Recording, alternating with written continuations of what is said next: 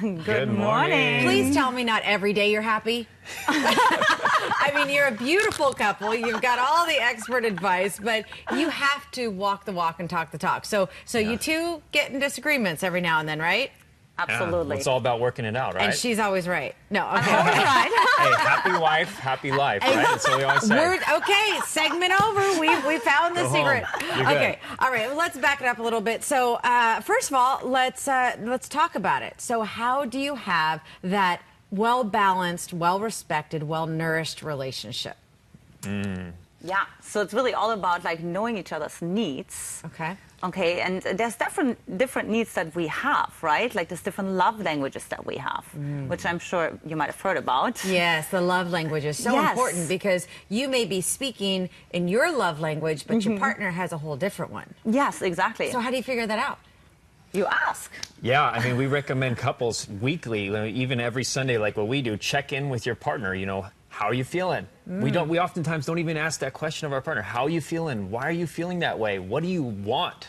Like, those are three of our most powerful questions because oftentimes we're guessing. We're like imagining, okay, they must be doing okay. They seem fine, but we're not checking in, so we don't know. And all of a sudden, things are going downhill quickly, and we didn't know what happened. You know, that's so simple, and yet I'm sitting there thinking about with my husband, when was the last time I asked him? We're so quick to just go, you know what you're not doing? This is what I need, you know, rather than going, hey. Making assumptions. Right. Oh, that is so excellent. Okay, so asking, what do you need? How are you doing? Yeah, just how do you feel? in. Why do you feel that way? What do you want? Basic questions, but we're not asking that, so we're not connecting in that way. How important is that kind of organic communication between a couple? Because especially if you have kids, young kids, careers that are going crazy, how important is getting that communication with that partner? I mean, I would say it's almost like 100% because it's about like being vulnerable. So it's not just, you know, when we say communicate, we have to understand what does communication mean. It's about communicating vulnerably our needs and also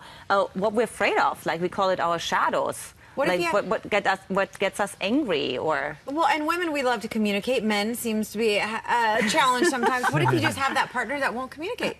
What do you do?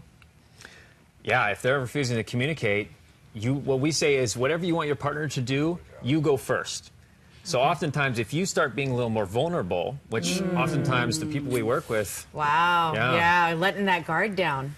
Yeah, it could be scary, but that's the only way to really open up to receive as well. To receive love, you have to be willing to open up. And so if you go first and you stretch yourself and be vulnerable with your partner, you're going to inspire them to be more vulnerable as well, and you can start to open up those communication doors that may have been locked before.